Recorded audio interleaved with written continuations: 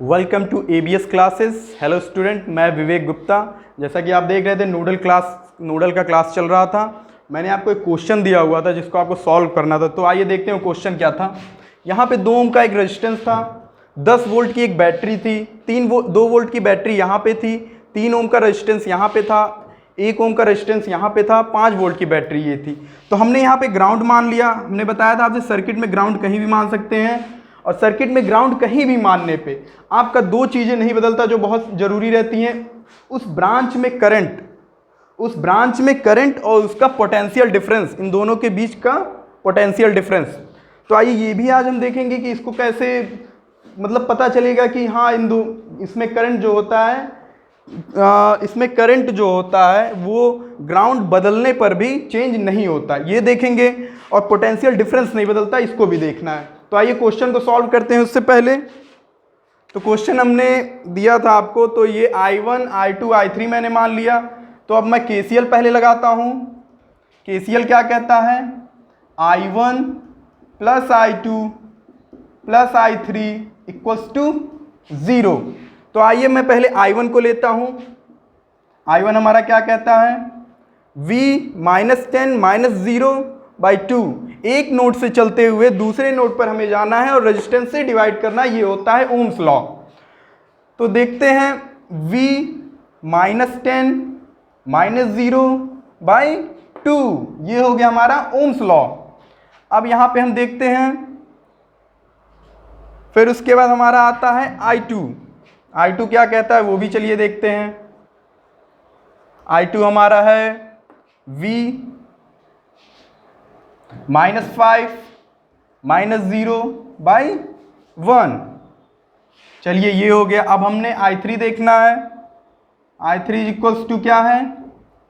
V -2 -0 V -2 -0/3।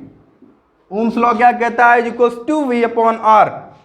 तो देखिए ये सभी I1 I2 I3 को हमें इस इक्वेशन में रखना है, जो इस इक्वेशन को कहते हैं KCL। तो KCL में रखते हैं, देखते हैं क्या होता है। तो I1 V -10 -0/2 plus I2 V -5 -0/1 plus I3 क्या कहता है? V -2 -0/3 इक्वल्स टू का साइन है और 0 है। तो अब इसको हमें सॉल्व करना है। तो सॉल्व करने पे हमें क्या मिलेगा? सभी नोन है, केवल V अननोन है, नोड वोल्टेज हमें मिल जाएगा। चलिए सॉल्व करते हैं। इसका एलसीएम लेंगे, 3 2 1 का एलसीएम 6। तो चलिए मैंने 6 एलसीएम ले लिया। अब क्या करना है? 3 दूना 6, 3 से इसमें मल्टीप्लिकेशन करना है। तो 3V हो गया, -30 हो गया, 3 से मैंने गुणा किया, 0 तो हट गया, प्लस यहाँ 6 का गुणा होगा तो 6V हो गया, -6 से गुणा होगा 30 हो जाएगा, ये 6 पंजे 30, प्लस का साइन आगे आया। यहाँ पे 3 दूना 6, 2 से इसमें गुणा होगा, 2V -2 × 2 इक्वल्स टू 4, ये साइन इक्वल्स टू का 0। तो अब इसे हमें सॉल्व करना है। 6 क्रॉस मल्टीप्लिकेशन करेंगे, 6 उधर जाएगा, 0 से मल्टीप्लाई होगा, ये भी 0 हो जाएगा। तो 3V 6V 2V टोटल हो गया 11V। -30 -4 -64। ठीक है, और क्या बचा हमारा? 6 तो उधर चला गया, 0। अब V इक्वल्स टू कितना आया? 64 उधर गया तो प्लस में हो गया, और ये 11। तो V तो हमें मिल गया 64/11। मैंने आपको होमवर्क भी यही दिया था कि केवल आपको नोड वोल्टेज निकालना है। तो ये तो निकल गया 64/11 वोल्ट। ठीक है, अब हम देखते हैं इसमें मैं I1 निकाल लूँ, I2 I3। तो I1 तो ये है, चलिए I1 मैं यहाँ पे जो है निकाल देता हूँ, नीचे जगह है नहीं। तो I1 यहाँ पे देखते हैं, I1 इक्वल्स टू v देखिए यहाँ पे दिख नहीं रहा होगा, चलिए और नीचे लिख देते हैं, इसको मिटा दें, इसको मिटाते हैं, फिर उसके बाद सॉल्व करते हैं। I1 I2 I3 कितनी वैल्यूज आ रही हैं फिर देखते हैं। चलिए I1 v की वैल्यू 64/11, 64/11 ये हो गया आपका, -10, 0 तो हट गया, चलिए /2। तो इसको सॉल्व करते हैं, देखते हैं कितना आता है I1। ये हो गया 110, तो 64 - 110 बटे 11 गुणे 2, तो ये कितना हो गया 64, 110 -46 बटे 11 गुणे 2, 2 से अगर हम इसको काटेंगे, 2 1 2, यहाँ पे हो जाएगा 23, ठीक है, 23 दूना 46 होता है, तो -23/11 ये हमारा आ गया I1। हालांकि ये मैंने आपको नहीं दिया था निकालने के लिए, लेकिन मुझे एक चीज़ प्रूफ करना है कि ये जो है ग्राउंड अगर मैं बदलता हूँ तो इसमें ब्रांच में जो करंट होता है वो नहीं बदलता है, और जो होता है पोटेंशियल डिफरेंस नहीं बदलता, यही मुझे प्रूफ करना है। अभी मैं दिखाता हूँ वो कैसे होता है। उसके पहले I2 निकालते हैं। I2 इक्वल्स टू कितना होता है, V है, V इक्वल्स टू 64/11, 64/11 -5, 0 तो हट गया, /1 का कोई मतलब नहीं। चलिए 64, ये हो गया 11 गुणे 5 55 बटे 11, ये कितना हो गया 55, 64, 9 बटे 11, 55 5 60 4 64, सही है। I2 ये निकल गया। अब हमें निकालना I3 देखते हैं। I3 equals to V equals to 64/11 volts हैं, तो 64/11 -2/3 ये हो गया। अब इसको देखते हैं, 64 -11 गुणे 2 22 बटे 11 गुणे 3, तो ये कितना हो गया, 4 में से 2 गया 2, 6 में से 2 गया 6 में से 2 गया 4, ठीक है, बटे 11 गुणे 3, तो 42 3 कितने में जाएगा, 14 3 42, तो 1 14 3 42, ये हो गया आपका, कट गया, तो आ गया 14/11 I3। अभी मैं आपको आंसर की जांच, उत्तर की जांच करने के लिए मैंने आपको उस दिन बताया था कि आपका उत्तर सही है या नहीं, I1 I2 I3, तो इन सबको जोड़ेंगे तो इक्वल्स टू 0 आना चाहिए। तो चलिए जोड़ के दिखाते हैं, हम जोड़ते हैं। हाँ चलिए यहाँ पे मैं जोड़ लेता हूँ। I1 कितना है, -23/11, I2 कितना है, प्लस यहाँ पे साइन I2 9/11, प्लस I3 कितना है 14/11। अब 11 एलसीएम हो गया और 14 9 23 हो गया, और ये -23 तो कट गया, देखिए कैसे, -23 और यहाँ पे ये दोनों जोड़ेंगे, 23 आएगा, 14 9 23 होता है, तो 11 बराबर 23 23 कट गया, 0/11 बराबर 0, मतलब सही हमने सॉल्व किया है।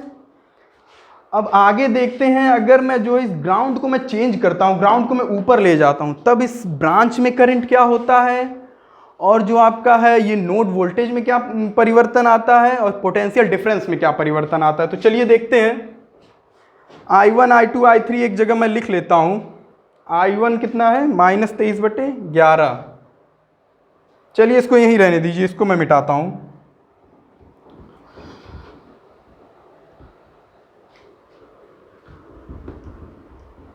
समझ में तो आ ही रहा होगा आप लोगों को।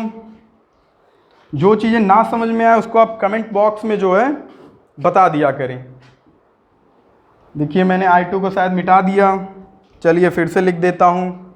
I2 हमारा कितना था, I2 इज इक्वल्स टू, ये -23/11 14, तो इसमें हालांकि 9 की कमी है तो वही 9/11 आ जाएगा। चलिए ये हो गया हमारा I1 I2 I3। तो अब मैं इस सर्किट को जो है सभी चीज़ें इसमें मैं बदलता हूँ। इसको ऐसे ही रहने दें कि आपको समझ में आए। वैसे आप लोग वीडियो में तो देख ही लेंगे पॉज करके, मैं ही इसे मिटा देता हूँ। चलिए अब मैंने इस बार जो है ग्राउंड यहाँ पे माना। ठीक, मैंने आपसे कहा था ना कि ग्राउंड में सर्किट में कहीं भी ले सकता हूँ। चलिए अब ये नोड वोल्टेज यहाँ मुझे निकालना है, क्योंकि प्रिंसिपल नोड तो यही दोनों बन रहे हैं भाई। 3 ब्रांचेस जहाँ आके मिलती हैं वो प्रिंसिपल नोड होता है, 3 या 3 से अधिक। तो अब मैंने यहाँ जब माना तो मान लीजिए ये करंट बाहर की ओर, ये भी मैंने बाहर की ओर माना। बाहर की ओर मानने से ये रहता है जो है क्वेश्चन सॉल्व करने में आसानी होती है, प्लस माइनस का कहीं में दिक्कत नहीं होता, और कोई वो बात नहीं है। तो अब सॉल्व करते हैं इसे। इसको मैंने मान लिया I1, इसको मैंने मान लिया I2, इसको मैंने मान लिया I3। ठीक, तो निकालते हैं KCL, यहाँ भी लगाते हैं। KCL क्या कहता है, I1 plus I2 plus I3 equal to 0। तो पहले I1 निकाल लेते हैं। चलिए इसे इक्वेशन में सीधे रख देते हैं। तो I1 क्या कहता है, V माइनस, आगे का वोल्टेज घटाते जाएंगे चूंकि यहाँ पे माइनस पहले से है, तो इसको -10 वोल्ट, माइनस ये जो है ग्राउंड मैंने लिया तो 0 हो जाएगा, -0 अपॉन 2 ओम का रेजिस्टेंस है। ओम्स लॉ क्या कहता है, I equals to V upon R, plus I2 अब निकालते हैं। I2 के लिए मैं देखता हूँ यहाँ पे है, हाँ, V एक नोड से चलते हुए दूसरे नोड तक जाएंगे, माइनस अगला वोल्टेज घटाते हुए जाएंगे, तो ये माइनस पहले से है, तो -5 -0 अपॉन I2 में कितना, 1 ओम का रेजिस्टेंस है, ये हो गया। प्लस अब मैं I3 निकालूंगा। I3 कहाँ, I3 आपका यहाँ पे जा रहा है, तो V -2 वोल्ट की बैटरी है, तो -2 वोल्ट -0 अपॉन 3 ओम का रेजिस्टेंस इसमें लगा हुआ है, इस ब्रांच में 3 ओम की रेजिस्टेंस लगी, equals to 0। I1 plus I2 plus I3 equals to 0। ये तो आपको समझ में आ ही रहा होगा। चलिए अब इसको भी सॉल्व करते हैं। तो LCM हमारा कितना हो गया, 6। थोड़ा छोटा छोटा लिखेंगे क्योंकि बोर्ड नीचे भर जाएगा अभी जल्दी ही। तो 6 हो जाएगा, ये माइनस माइनस आपका प्लस हो जाएगा, ये भी माइनस माइनस प्लस हो जाएगा, ये भी माइनस माइनस प्लस हो जाएगा। इतना तो समझ में आपको आ गया होगा। तो 3 गुणे 2 6, तो 3 कैसे मल्टीप्लाई, 3V प्लस 30, 10 गुणे 3 30 हो गया, प्लस ये भी इसमें 6 का गुणा होगा, 6V प्लस 6 पंजे 30, इसमें 6 का मल्टीप्लाई होगा। ठीक है स्टूडेंट, फिर आगे देखते हैं, 0 तो हट जाएगा, प्लस 3 गुणे 2, तो इसमें 2 का मल्टीप्लाई होगा, 2V, ये प्लस हो जाएगा तो प्लस 4, 2 गुणे 2 बराबर 4 इक्वल्स टू 0। तो इसको सॉल्व करना है, क्रॉस मल्टीप्लिकेशन करेंगे, 6 उधर जाएगा 0 हो जाएगा, 3V 6V 2V 11V आपका हो जाएगा, 30 30 60 4 64 प्लस 64 हो जाएगा बराबर 0, क्योंकि ये उधर जाएगा 6, 0 का मल्टीप्लाई होगा 0 हो जाएगा। तो चलिए ये देखते हैं, V इक्वल्स टू मेरा कितना आ गया, -64/11। मैंने स्टूडेंट आपसे क्या कहा था, पिछली बार नोड वोल्टेज कितना आया था, पिछली बार का ये मैं लिख रहा हूँ, V इक्वल्स टू 64/11। ये पिछली बार का है, ये इस बार आया है क्योंकि मैंने जो है ग्राउंड बदल दिया है। ग्राउंड इस बार मैंने इस वाले प्रिंसिपल नोड पे ले लिया है, पिछली बार यहाँ मैंने लिया था। तो इससे एक चीज़ निकलता है कि नोड वोल्टेज तो हमारा बदल गया, ये तो इतना आपको क्लियर है, नोड वोल्टेज यहाँ पे बदल गया। अब देखते हैं इसका पोटेंशियल डिफरेंस कितना आया। पिछली बार कितना आया था, यहाँ पे 64/11 था और ये -2 और -0 करते, यही होता। चलिए इसमें करते हैं, और इस बार इसमें -64/11 आ गया। चलिए इस ब्रांच में मैं करंट निकालता हूँ ये वाले में, यहाँ से जो I1 जा रहा है। चलिए I1 कहाँ पे है, I1 हमारा ये है। तो I1 के लिए क्या करेंगे, V कितना आया, -64/11 इस बार जो आया है। V माइनस, चलिए V को मैं सीधे -64/11 लिखता हूँ, 64/11, और ये कितना माइनस माइनस प्लस हो जाएगा, +10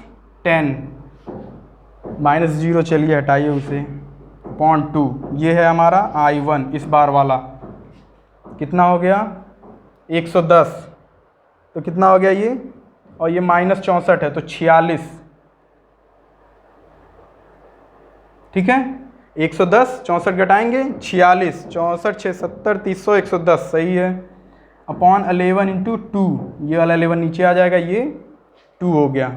तो इसी के आगे मैं कर देता हूँ, ये 23 दूना 46, तो 23/11, ये जो है 23 × 2 46 होता है। तो चलिए ये जो आपका आ गया I1 आ गया। पिछली बार I1 कितना आया था, -23/11, क्योंकि वो जो I1 था हमारा इस डायरेक्शन में पिछला I1 जा रहा था, ये पिछला I1 है हमारा, वो जो है इस डायरेक्शन में जा रहा था। बीजगणित पढ़ने का मैं पिछली बार भी आपको यही बताया था, फ़ायदा यही होता है, बीजगणित जो है डायरेक्शन बताता है। तो देखिए बीजगणित से ये जो है माइनस, जो है माइनस कहाँ पे आता है, -23/11, क्योंकि मैंने पिछली बार करंट इधर से माना था, अभी इस बार इधर से माना हूँ। अगर इसकी भी मैं अगर डायरेक्शन इधर की ओर कर दूँ तो जाहिर सी बात है यहाँ -23/11 हो जाएगा। तो इससे क्या सिद्ध हुआ कि सर्किट में हम कहीं भी ग्राउंड मान सकते हैं, उसमें जो है ब्रांच का करंट नहीं बदलता है और पोटेंशियल डिफरेंस नहीं बदलेगा, क्योंकि जब करंट ही नहीं बदलेगा तो पोटेंशियल डिफरेंस कैसे बदलेगा। तो उम्मीद करता हूँ ये चीज़ आपको समझ में आई होगी। चलिए अब जो है नेक्स्ट क्वेश्चन हम नेक्स्ट वीडियो में देखते हैं। आज के लिए इतना ही, थैंक यू।